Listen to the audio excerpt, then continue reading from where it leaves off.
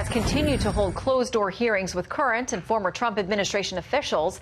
The Wall Street Journal's editorial board warning House Intel Chairman Adam Schiff that by doing things this way, he's actually lending credibility to the president's argument that it's a rigged game. Quote, the House Democrat justifies his impeachment secrecy as if he's running a criminal trial.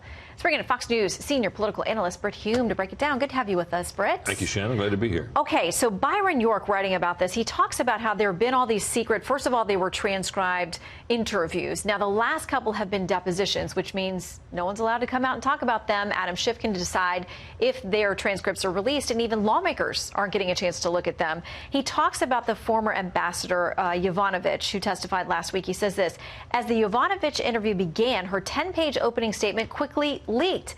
Democrats and Yovanovitch got their side of the story out without any rebuttal from Republicans because they're afraid to say anything. The Republicans are afraid, I think, that the Democrats on that committee, on the Intelligence Committee, will do to them, or one of them, what they did to Devin Nunes, which was they womped up a charge that he'd leaked, mishandled classified information or whatever. It was a baseless charge, but he had to step down from the committee, or felt he had to, while during the pendency of the inquiry that was done into that. So I think they're afraid of that a little bit. But this game is so kind of transparent. What's going on here is that they hold the questioning session in secret. Then the Democrats leak to the media whatever portions they think are advantageous to their side, and the Republicans are afraid to do the same thing. Mm-hmm. So that's how the game is being played. I frankly, Shannon, don't think that the Democrats can sustain this, having these interviews in secret much longer, because, as you know, impeachment is a legal process, but it's a political process as well. It's a peculiar blend. They are entitled at law to do this any way they choose. The Democrats are. They control the place, and they can impeach for whatever reason they want, basically. But if it is perceived as unfair by the people around the country, that it's one-sided, unfair, star chamber, in secret, and all that, and of course Trump will howl at the moon about that forever, then I think they got a problem, because it'll worry the Democrats in the House who are reluctant to vote for impeachment.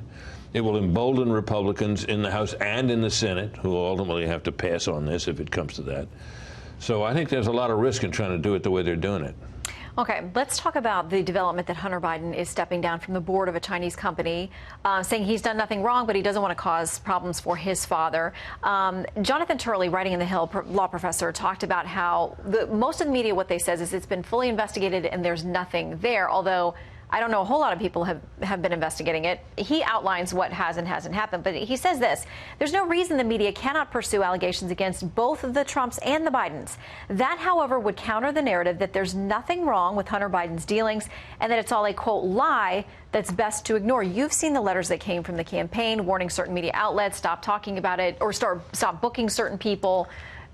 We've talked about that. Well, the problem is that there is an obvious sort of conflict of interest on its face that deals with what Hunter Biden was doing while his father, as vice president, was point man on foreign policy matters affecting countries who stood to be affected by stood to affect Hunter Biden's interests.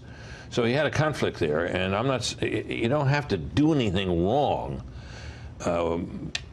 exactly, or illegal, in order for that to be a problem, because a conflict of interest creates an appearance problem, and it makes people suspicious that the foreign policy that we're conducting in particular areas isn't on the up and up because there's an interest there. So that's kind of where we are, and I don't think that's ever been properly addressed.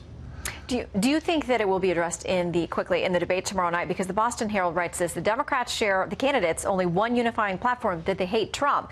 But when it comes to ignoring quid pro quo Joe, or quid pro Joe, as they're calling it, do they hate Trump more than they want to win? Well, I think that really kind of comes down to a question of, if you're a Democratic candidate, Biden still has a big chunk of that vote. I think he's on shaky ground in some ways, but there he is. What are you going to do about him? Are you going to attack him on this stuff? Take him on in some way? Or are you going to, knowing that the majority of the voters are not going to approve of it because it might help Trump, are you going to shy away? My guess is they'll shy away, but who knows? I mean, there's some Hail Mary passes being thrown in that field out there, most particularly by Beto O'Rourke, who's been coming out for all kinds of stuff that couldn't possibly attract a majority vote. And I think it's driving the Democrats crazy that he's doing that because it attaches to them in some way. Yeah. So I think it'll be kind of fun to see what they do tomorrow night. It will be, and we will have post-debate special coverage on Fox News at night, 11 p.m. to 1 a.m. Eastern. So join us for that. Brit, thank you. Great to have you. Shannon.